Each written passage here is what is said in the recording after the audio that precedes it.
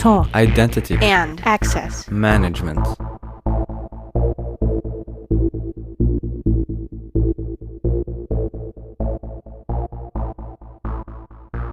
Welcome to the Identity at the Center podcast. I'm Jeff, and that's Jim. Hey, Jim. Hey, Jeff. How's it going? I'm good, and you? I'm good. I'm excited. My LinkedIn, I've been getting a lot of network requests, connecting with a lot of people who listen to the show. And it's just great to network and make connections with people in our industry. And I'd like to, I know we've said this a few times, but I want to be very clear, completely open to networking with people who are in the industry or just listening to the show. I mean, I can't imagine many people listen to the show if they're not involved in the identity management industry. I mean, it is pretty focused, but yeah, I mean, Jim McDonald, easy to find on LinkedIn. Yep, we have our LinkedIn profiles in the show notes usually, so we're there. And you can also find us on identityatthecenter.com, that sort of thing. It is cool to get, LinkedIn connection requests, from people who find us however they find us. I've noticed certainly an uptick over the last few days since the episode that we recorded with David Douay I guess it went live this Monday, depending on when you're listening to it. It would have been Monday, the 28th of September. But I've seen a lot of kind of international requests coming through, which is always very cool.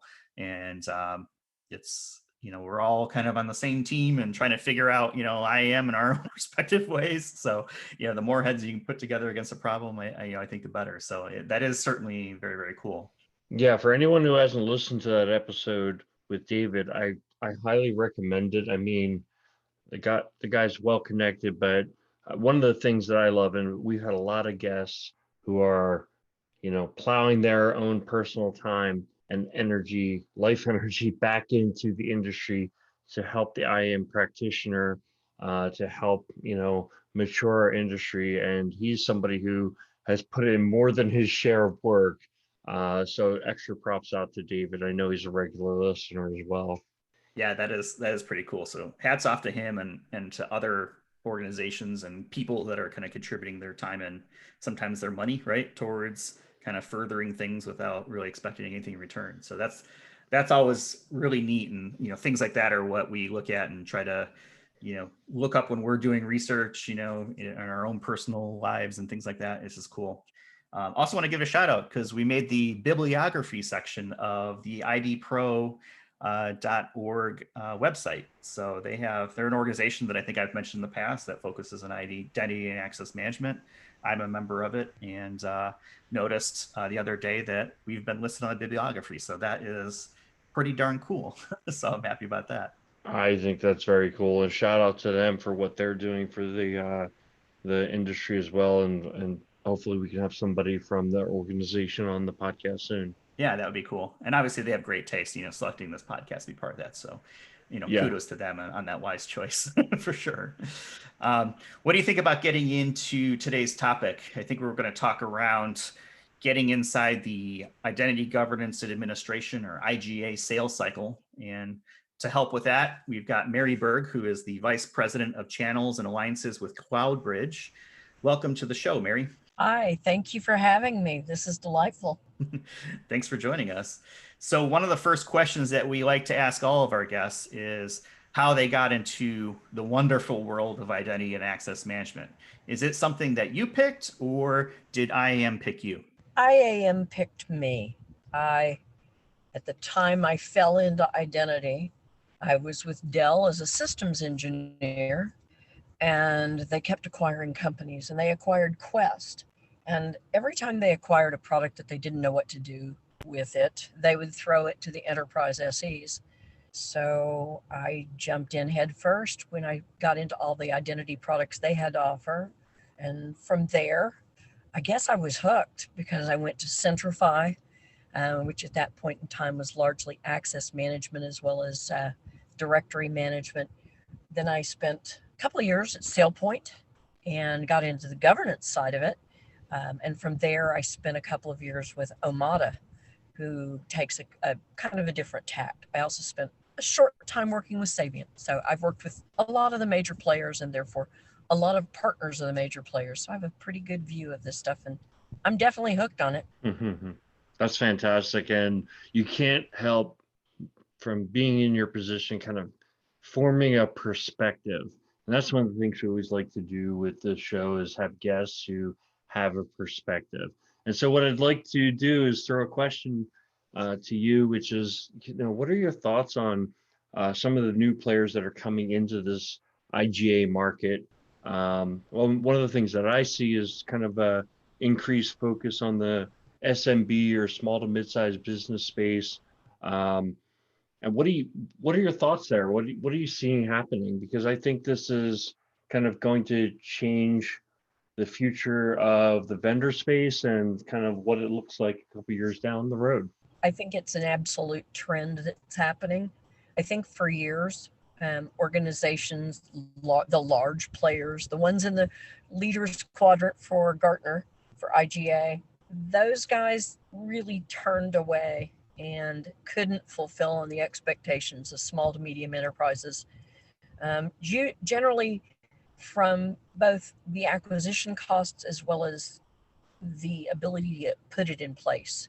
They need those larger solutions, need organizations that can provide consulting services around it and a long-term hand-holding approach. So I think we're seeing in the market right now companies popping up that have clearly taken the time to look at the needs of the end users in the small to medium enterprise space.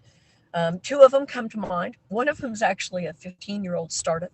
They started as a consulting organization, and one of their CTO, for example, goes all the way back to Sun with their identity plays. And he really came forward with the whole concept of identity maybe shouldn't be centralized. Maybe there should be a guardian at the center, but empower those managers, for example, whoever runs sales, whoever's running support, whoever's running any given finance, should be empowered to give access and the appropriate access to the end users. And that's a little company called SAF ID Hub. Very different approach. Another player in that space is Secure Ends, and they worked collaboratively with Deloitte to come up with an incredible interface that's highly appealing, highly adaptable to the end user in terms of their ability to use it quickly. They started out in a small to medium enterprise space, doing incredibly well this year, and they've suddenly branched out into enterprise as well. So I think they're going to have one of the most scalable solutions in the marketplace. The third new entry is it's a new approach to IGA altogether in the sense of they're doing the traditional governance functions, but they're relying on ServiceNow, which most major organizations have, as the means of getting requests in and out. And I think it's a brilliant strategy. I think it puts them in a slightly different audience than the previous two I talked about, but it's really clear that people are now receptive to a new approach, as well as the vendors who represent those new approaches. Yeah, one thing that I've also seen is that kind of the breaking down of with these companies that focus on that small to mid-sized enterprise, they're not restricting themselves just to IGA, but they're also trying to bundle in single sign-on and privileged access management. So it's a more comprehensive approach. So one company that I've looked at in the past is called Atlantis. We had their CEO on the show a while back. Jeff, I'm not sure if you can maybe in the background pull up what that episode number for folks who are interested. He also has a long legacy in the industry, Binod Singh, and that it's just another example of these players that are not maybe the top of the chart in the Gartner space that are making some moves and making some noise and really able to address that segment of the market where a lot of the big players just don't put any focus, right? Right. Yeah, that was episode 32, way, way, way back in February of 2020. Seems like ages ago.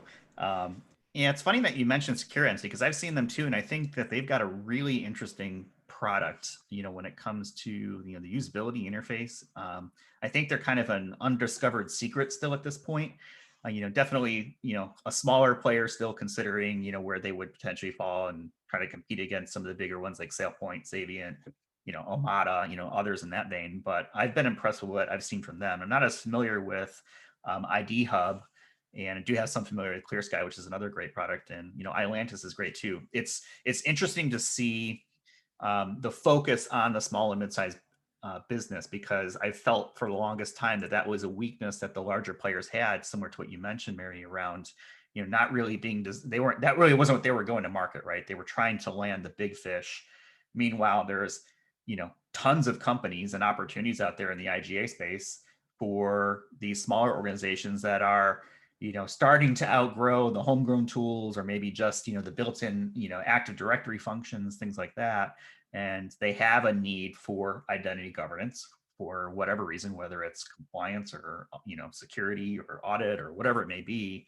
And that's kind of been an underserved market. And I'm starting to see SailPoint and others start to look at that area. But I think this is an opportunity for some of those smaller companies that maybe aren't as well known to step in and kind of grow with these smaller mid-sized businesses as they grow themselves. So I think it's an interesting play.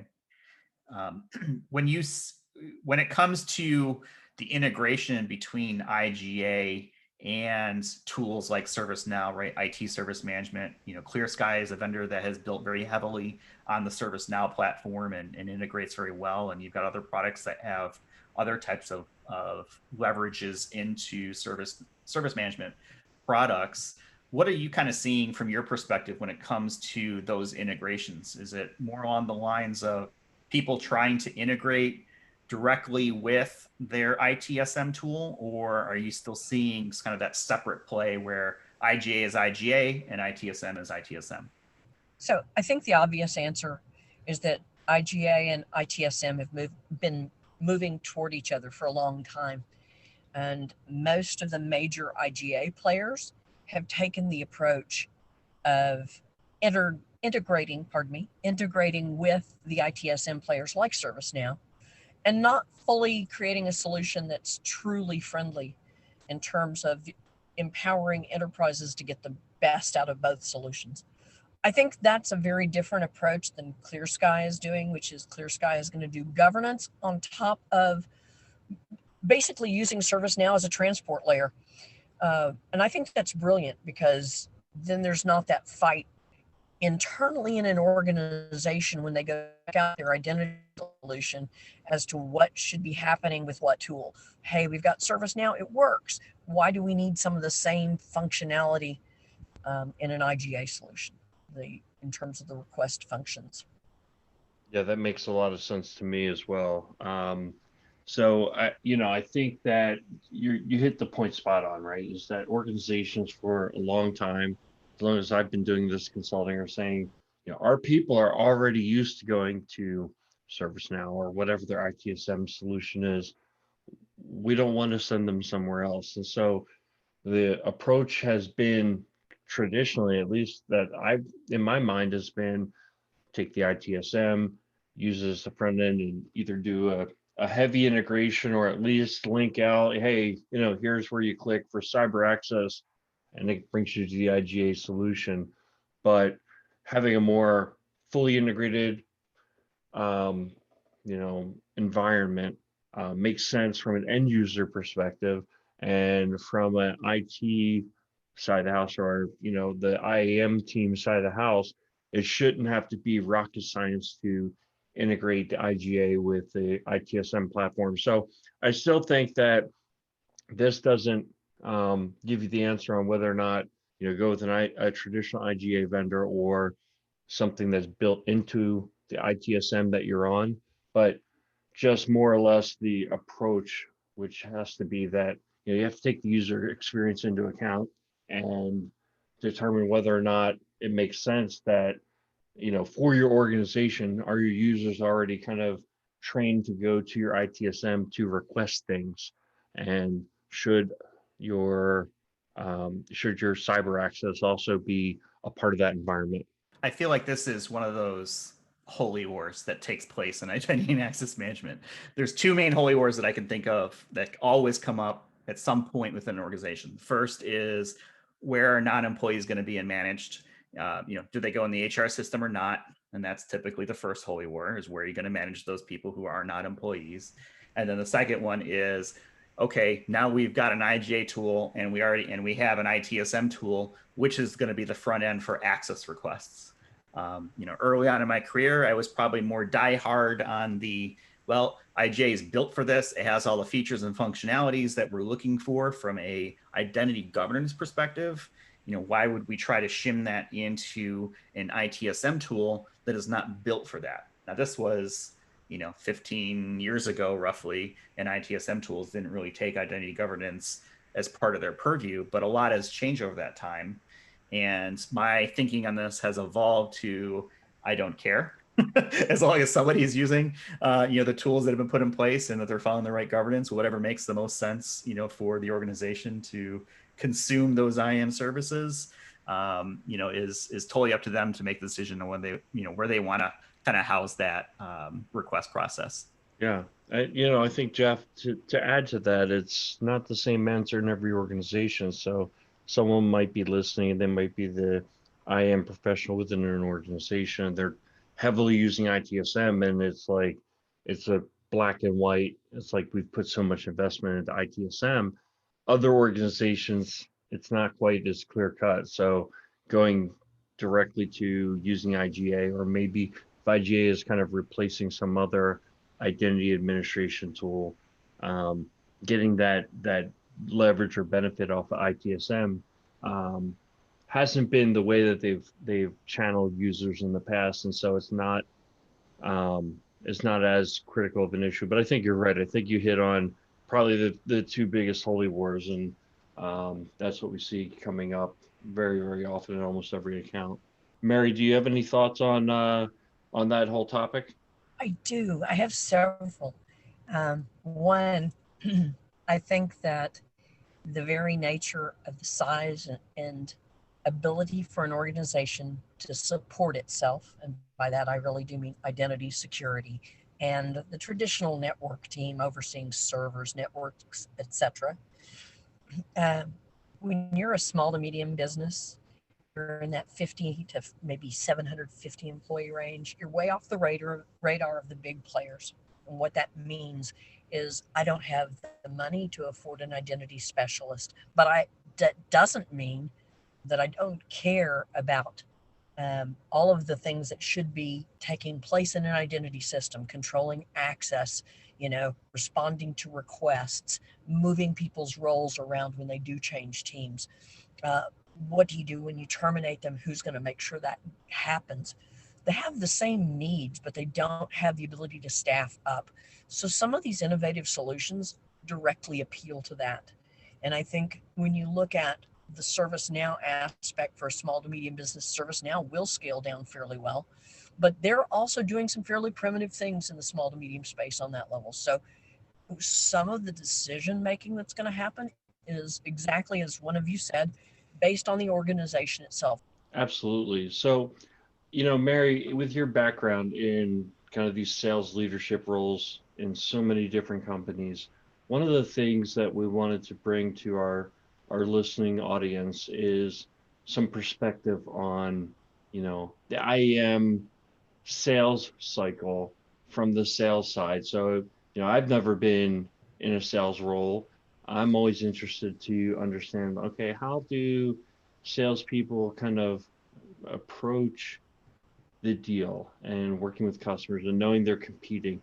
And one of the other angles I'd like to throw at this, right, is that you've also worked with companies in different stages of their life cycle, from those that are kind of trending up and those that are trending down in terms of kind of their market presence, as well as kind of at the pinnacle of being in the lead. So kind of wondering, from your perspective, what are some things that you think are educational that our listeners who are maybe on the buying side of the house ought to know about the sales cycle, and how they're being thought of and how they're being approached and how they can basically get the most out of that sales cycle, I think is kind of one of the biggest takeaways that we'd like to have.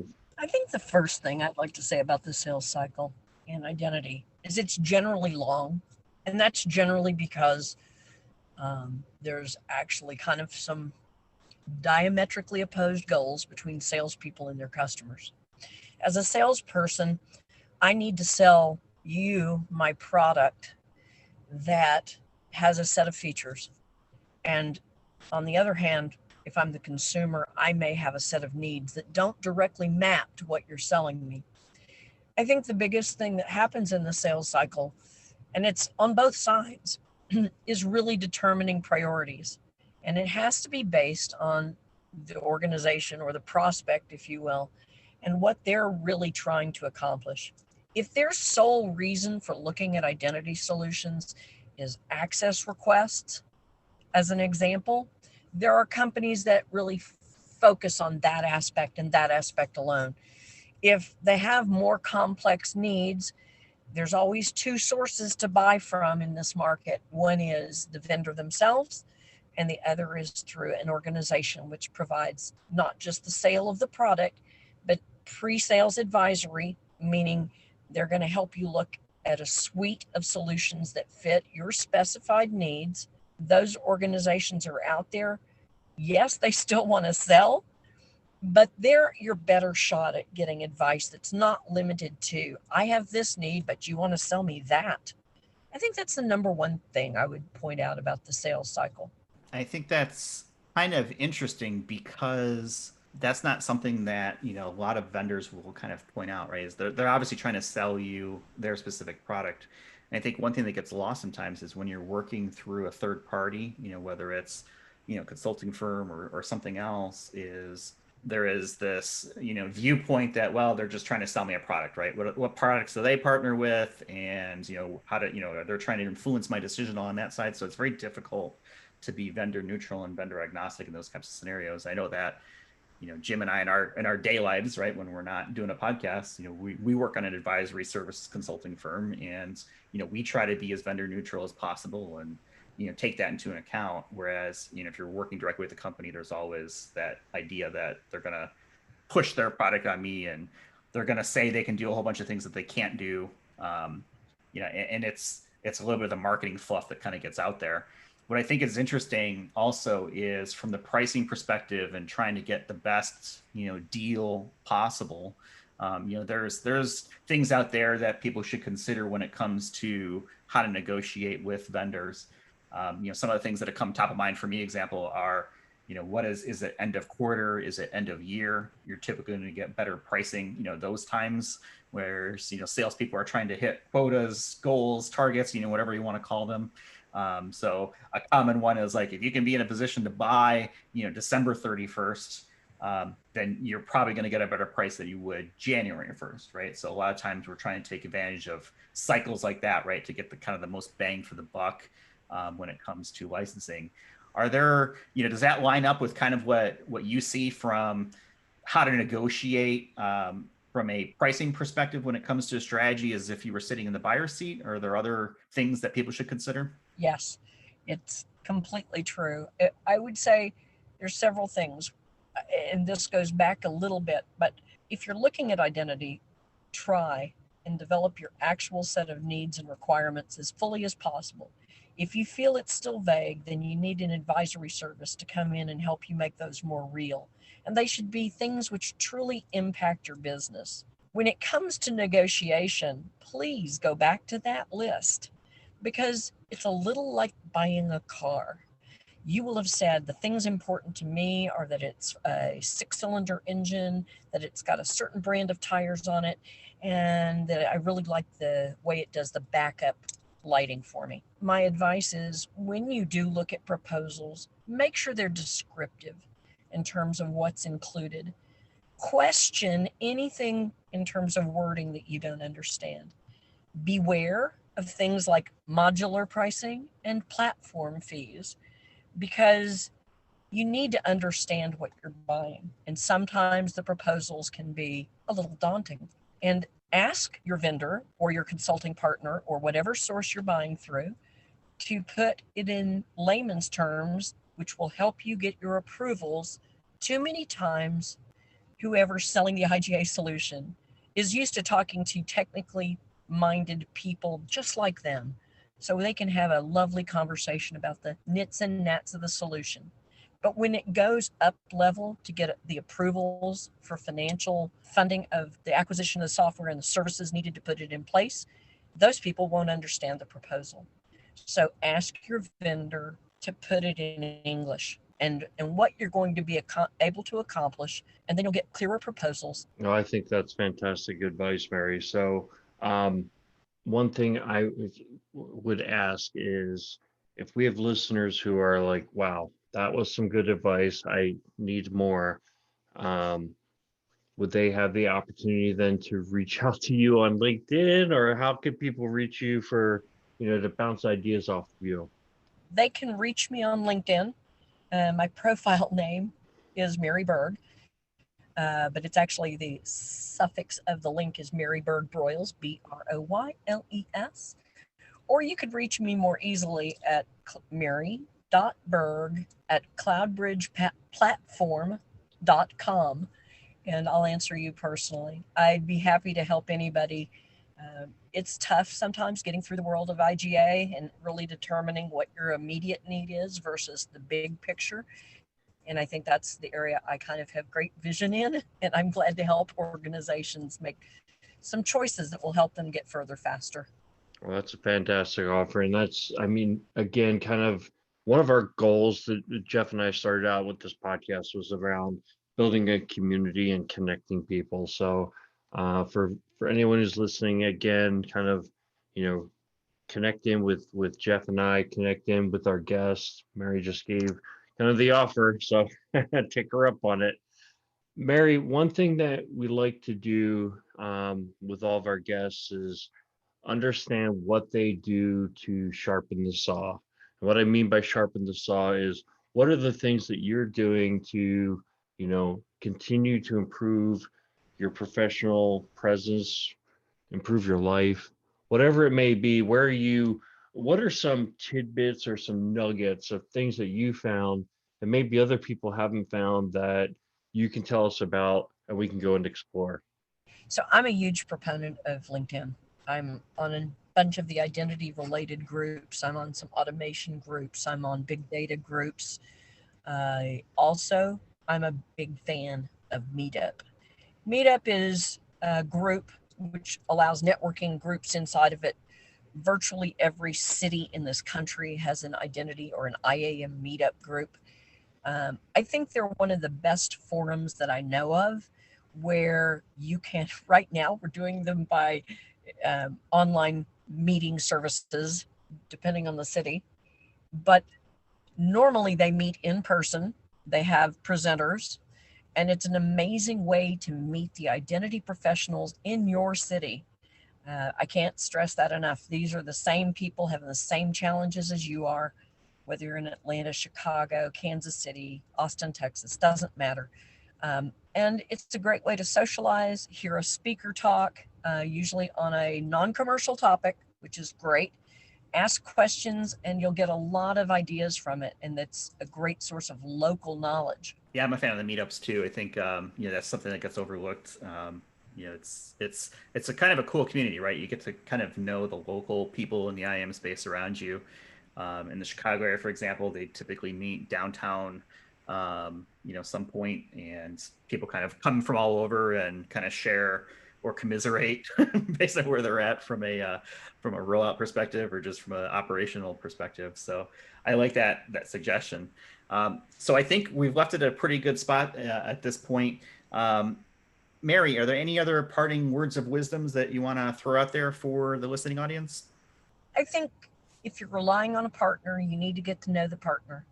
And by that, I mean, don't just buy into a relationship without really understanding who they are, what they can do. And it's an awkward question to ask, but ask if they have limitations in a certain area that you have a requirement about. But it's better to have that conversation up front rather than getting further down the project, having thought you've got exactly who you need to work with. That's my only last part of advice is try to make sure that the organizations you work with really know how to provide the services that you need. That's a good idea. Jim, anything that you want to close out with? No, I think along those lines as well, though, I think even beyond just kind of the capabilities, you want to partner with organizations that have a stake in your success. So I think, you want to meet the leadership team, you want to believe in the people, and you want to know that you're going to register as important enough to them. If you don't, you're just going to kind of be one of the, just another logo on a slide, and that's not good enough.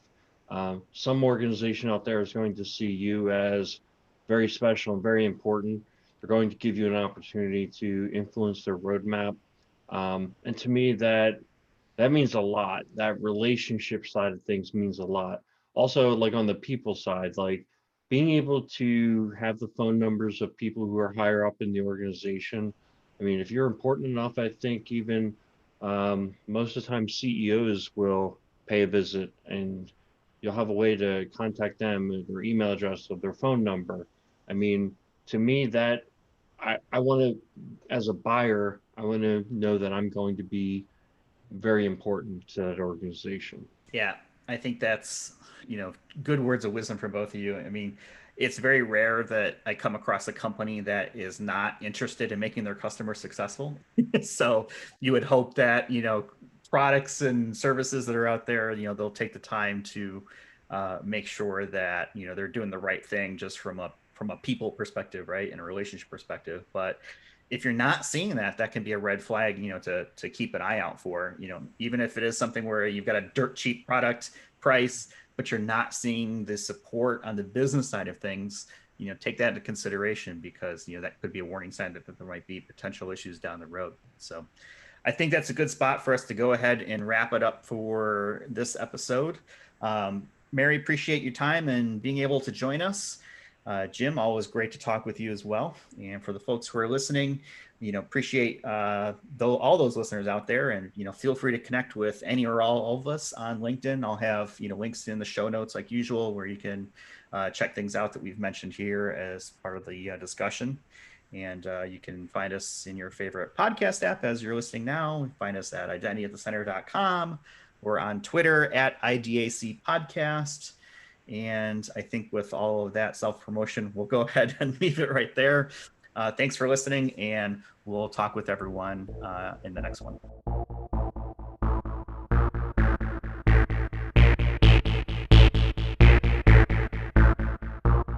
You've been listening to the Identity at the Center podcast. For more episodes, visit identityatthecenter.com.